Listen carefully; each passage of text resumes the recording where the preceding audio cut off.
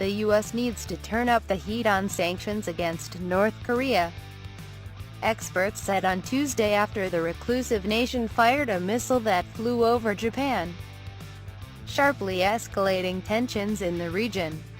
"It's long past time to increase sanctions," said Bruce Klingner, a senior research fellow at conservative think tank the Heritage Foundation and a former deputy division chief for Korea at the Central Intelligence Agency.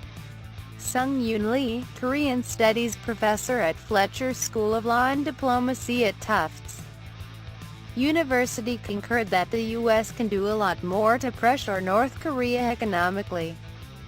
"It really is counterintuitive that we don't have stronger sanctions on North Korea than on Iran, but the opposite has been true," Klingner told CNBC's The Rundown.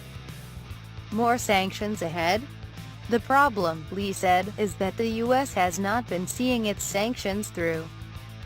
With each major provocation, the temptation to step back and return to negotiations with bigger concessions in tow. That's been the problem so far.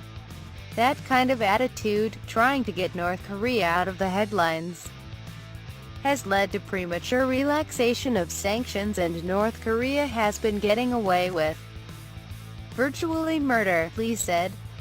Pyongyang's latest missile launch came on the back of several short-range missile tests on Saturday into the sea off its east coast as the U.S.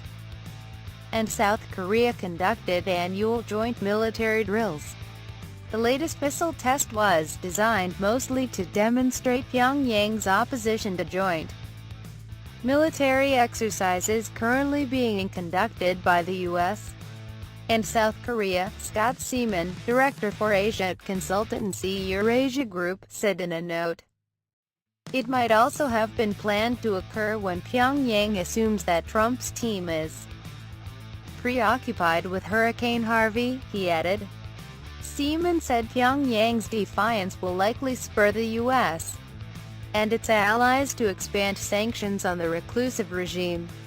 Klingner added the U.S. can better engage Chinese banks and businesses to curb trade with North Korea.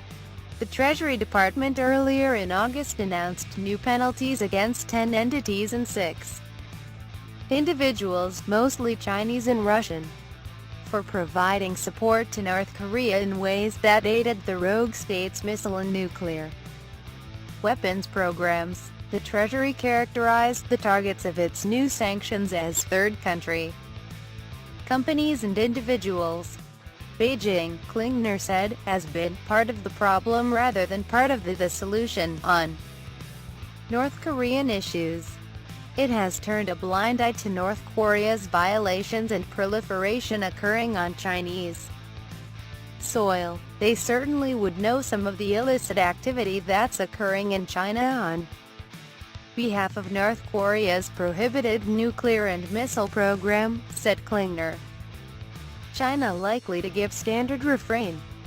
China, however, would probably give a standard, very angry and upset refrain on the back of the latest test, said Roger Baker, vice president of strategic analysis at geopolitical intelligence firm Stratfor.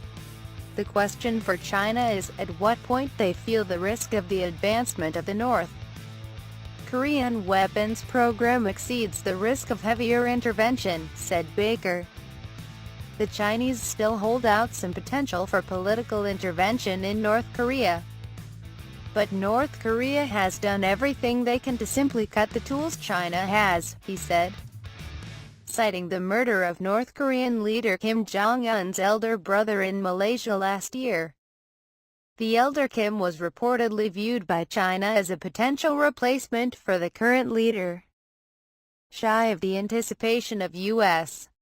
military action, the Chinese are going to keep playing a little harder with North Korea, tightening up borders a little bit, but making sure they don't move so far as to crack the regime, Baker said.